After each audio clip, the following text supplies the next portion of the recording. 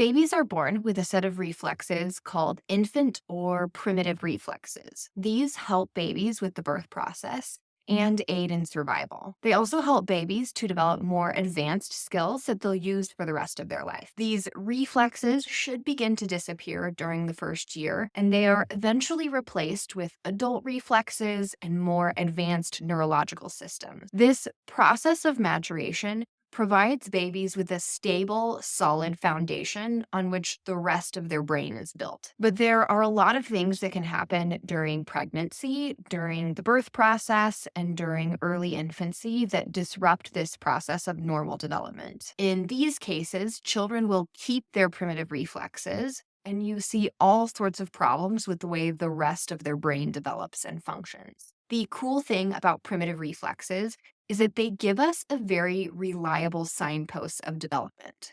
When you have an older child who still has their primitive reflexes, it is a clinically significant indicator that their nervous system is stuck in an immature stage of function and that this problem likely started sometime before their first birthday. It also gives us a good baseline for where to start helping the brain begin to mature and catch up.